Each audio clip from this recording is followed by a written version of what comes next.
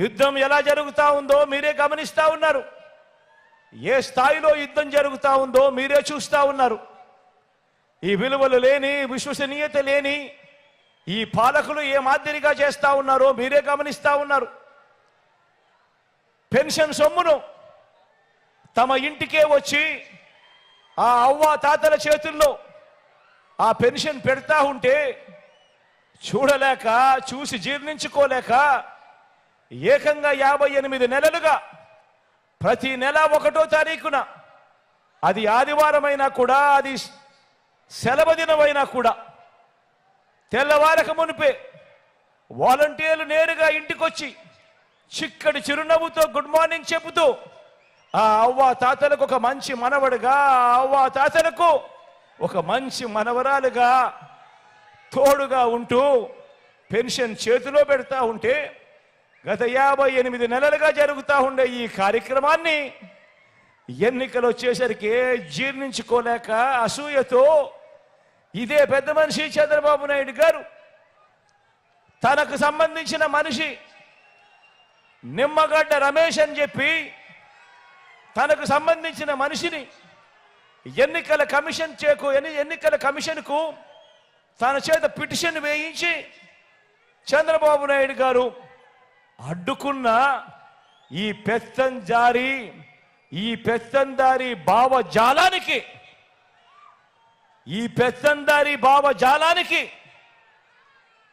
గత 58 నెలలుగా ఏ అవ్వ ఏ తాత కూడా అవస్థపడే పరిస్థితి రాకూడదు అని ఆ ప్రతి అవ్వకు, ఆ ప్రతి తాతకు ఆత్మగౌరవాన్ని నిలుపుతూ ఇంటి వద్దకే వచ్చి చెయ్యి పట్టుకొని నడిపిస్తూ ఆ అవ్వ తాతలకు తోడుగా ఉంటూ ముఖంలో చిరునవ్వు చూసేందుకు వారి ఆత్మగౌరవాన్ని నిలబెడుతూ ఆ పెన్షన్ సొమ్మును గతంలో మీ అందరికీ గుర్తుండే ఉంటుంది. గతంలో ఎన్నికలకు 2 నెలల ముందు వరకు కేవలం 1000 రూపాయలు ఇస్తా ఉన్న పెన్షన్ను మీ బిడ్డ ప్రభుత్వం అధికారంలోకి వచ్చిన తర్వాత దానిని 3000 రూపాయలకు పెంచుకుంటూ పోయి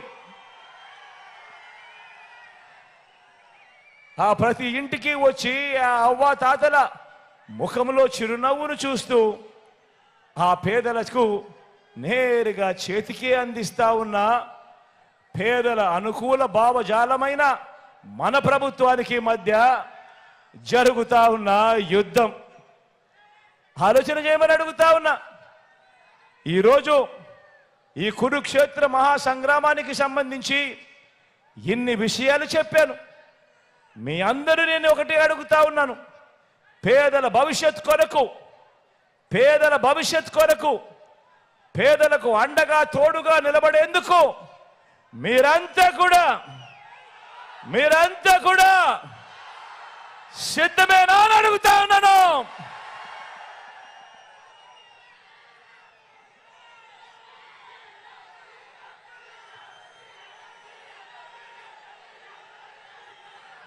రాజకీయాలు నిజంగా చెడిపోయాయి. రాజకీయాలు నిజంగా దిగజారిపోయాయి.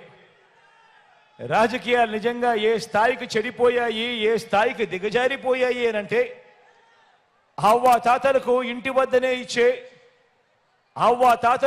వద్దనే ఇచ్చే పెన్షన్లు తాము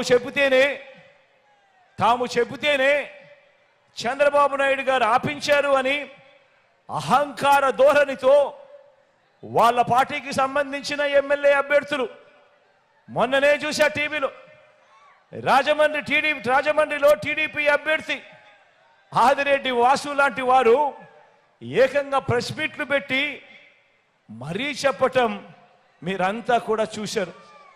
వీళ్ళ అహంకార ధోరణిని ఏ రకంగా వాళ్ళంతా కూడా సిగ్గు లేకుండా చెప్పుకుంటా ఉన్నారో మీరంతా కూడా గమనించారు. ఇంతటి దుర్మార్గం చేసినందువల్ల ఇప్పటికే గత కొద్ది రోజులుగానే నిన్న ఈరోజు ఈ మధ్యకాలంలోనే ఏకంగా 31 మంది అవ్వాతాతలు పెన్షన్లు అందుకునే పరిస్థితిలో అందుకోలేక నడచలేక అవస్థ పడలేక ఏకంగా 31 మంది ప్రాణాలు విడిచిన పరిస్థితులు కేవలం ఈ 2 రోజుల్లో 31 మందిని చంపిన ఈ చంద్రబాబు నాయుడు గారిని హంతకుడు అందామా, లేకపోతే అంతకన్నా దారుణమైన పదమేదైనా ఉంది అంటే అదందామా అని చెప్పి ఆలోచన చేయమని కోరుతా ఉన్నా. నేను అడుగుతా ఉన్నా ఇదే చంద్రబాబు నాయుడును, అయ్యా చంద్రబాబు నాయుడు గారు, ఈ రాష్ట్రంలో 66 లక్షల మంది పెన్షన్ తీసుకుంటా ఉన్నారు. అవ్వ తాతలు ఉన్నారు, వితంతు అక్క చెల్లెమ్మలు ఉన్నారు, నా దివ్యాంగులు ఉన్నారు. మీ అందరికీ కూడా వీరందరికీ కూడా చెబుతున్నా, వీరందరికీ కూడా చెబుతా ఉన్నా, కొంచెం ఓపిక పట్టండి, కొంచెం ఓపిక పట్టండి.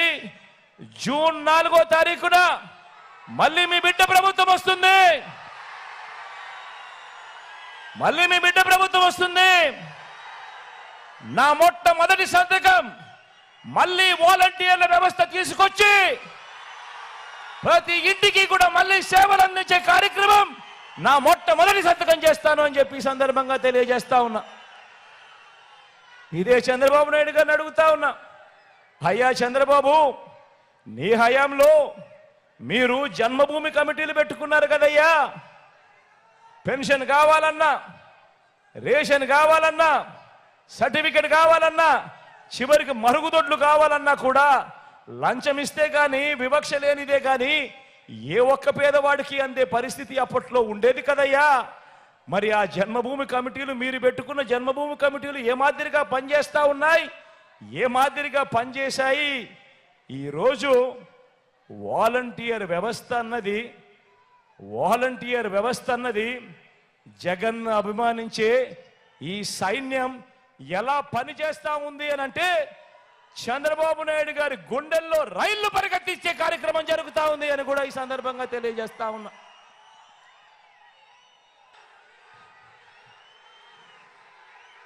ఇంతమందికి అండగా నిలబడ్డాం కాబట్టి, ఇంతమందికి అండగా తోడుగా నిలబడ్డాం కాబట్టి ఈరోజు